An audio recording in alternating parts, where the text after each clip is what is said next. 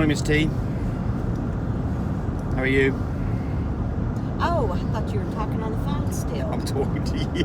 Sorry. I'm in La La Land. I saw the Highway Patrolman K-9 unit, and I was wondering what he was doing, pulled over on the road with all his lights on. There's nobody around. All right, it's Q&A time. Let's see what we've got going on here. Somebody, Mike Mount's asking, what's a Merle N267? I'm not up on the numbers on this. I mean, it does mean something about the amount of Merle that's present. I mean, I just look at a dog and I figure out what's going on by the look of the dog. So, you know, some dogs have hardly any Merle at all, have a different number. So I'm not going to be much help to you on that one, sorry. How many C-sections are healthy for a breeding mama? Is there a limit of 3, 4, etc.? Well, here's the deal. When you have a C-section, your vet and you hopefully get to have a look under the hood and see what's going on. Does she have a lot of scar adhesions? Yeah, adhesions. Does she have cysts? You know, any of these things would be a point where if there's much of it, you might say that's enough. So, you know, typically most dogs, you know, they're bred maybe second heat. They might be a year and a half old. They're going to go on. I mean, the max end of this is 6 years. That's long. This isn't Frenchies. You know, typically 4 to 5 is more typical. You know, how many litters are you going to have in that time frame? 4 or 5 litters is kind of where you're going to be on this, but it varies by dog, just like it would by human beings. Some people keep young and healthy for old age. Look at me.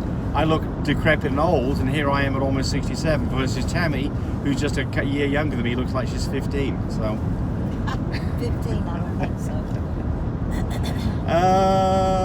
Muhammad Ali. I wonder if that's the real guy. Sting like what is it? Float like a butterfly. Sting like a bee. Muhammad Ali. Yeah. What if you see brownish colour on the Q-tip? We're talking about sun heat. Well, that's probably a dog that probably is in heat. That's what's going on. So why is it brownish? Because the blood's not coming out of the ground and it's staying inside, or it's kind of getting oxidized. And so that's probably the reason why. So it's probably a dog that's coming in heat. It could be a dog that's got a vaginal infection too. It could be a dog that's got some vaginitis. But probably it's probably coming in heat. Check for temperature too. Should you always breed on the That's a good point. So Tammy's saying, look, if you think it might be an infection, check your temperature. 102 or above, go to the vet. Less than that, probably nothing to worry about. Francis Delgado. Any chocolate puppies coming soon? No. We will not have any chocolate pups. I don't think we'll ever have any chocolate pups at this point, because, you know, we're getting so many more colours in them. We do have a chocolate and tan stud. We do. We have a gorgeous chocolate and tan stud who carries blue and cream. He's a small dog, and so he will produce chocolates for you, dark chocolate dogs. And we've got lots of dogs that have got the chocolate gene present. But yeah, Chen Yao. Should you breed on the second heat? My recommendation is that no dog should be bred until they're at least a year old, and that they are kind of got most of their full weight, and that typically is second heat. Sometimes it could be the first heat, but typically that is the second heat.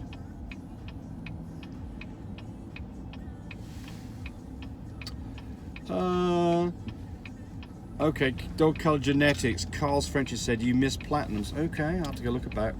So a platinum dog, of course, is a dog that is looks cream, but in fact is a lilac dog. And the only way that it's platinum is if it's a lilac. Cannot be a blue platinum, because that's no not such thing. No, or chocolate platinum. A chocolate covered in cream would be a champagne. It might be a platinum maker.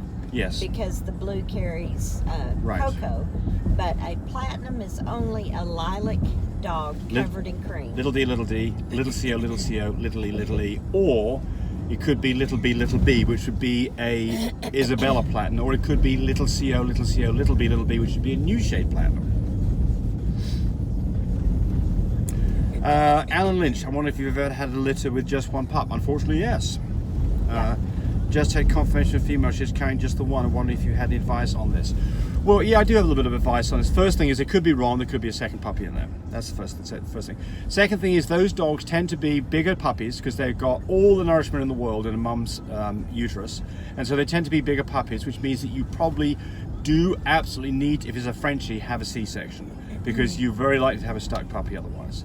And they tend to go long as well. They tend to go a day or two long on their breeding, because there's not as concentrated progesterone signal back to tell the mama that she's going to go into whelp. So just be aware of that, so kind of pay attention to what's going on.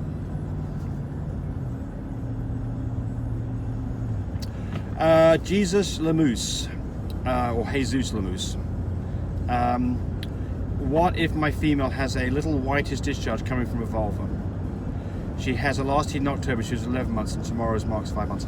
Well, I mean, this could be vaginitis, or it could be beginnings of pyometria.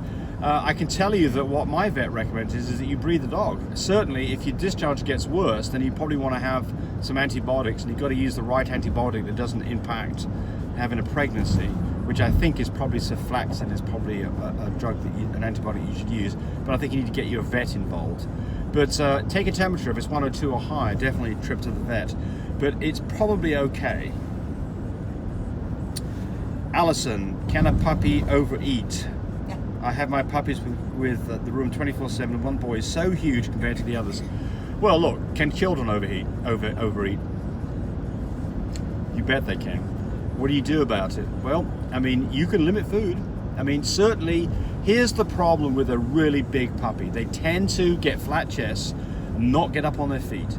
So this is the point that you need to pay attention. And the little knees bow out, so yes. it's not good on their knees. Yes. Just like in humans. Right. It's not good so on your knees if you're pay attention to overweight. this, because taping the puppy's legs up is a solution to help get them up on their feet.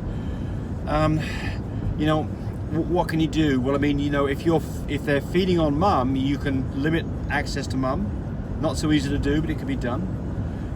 If you're feeding, now at this point they're maybe 4 weeks old and you're feeding kibble or mushed up food, you could keep them away from the others and put them in there to feed 5 minutes after the others and take the bowl away when everybody else is finished. Now, you could do something like that. I don't think you have to get terribly worried about this, but certainly just pay attention to this chest problem and not getting up on his feet.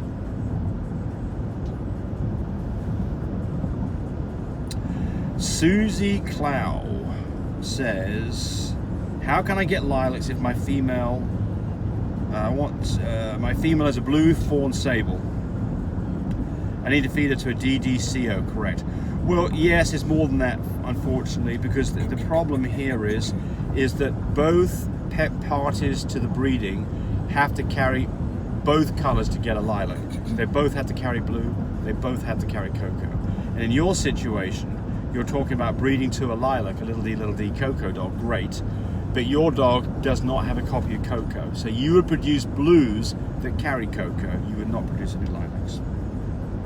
Hey, somebody liked our car wash video. Oh. It was so loud. You couldn't hear. Yeah.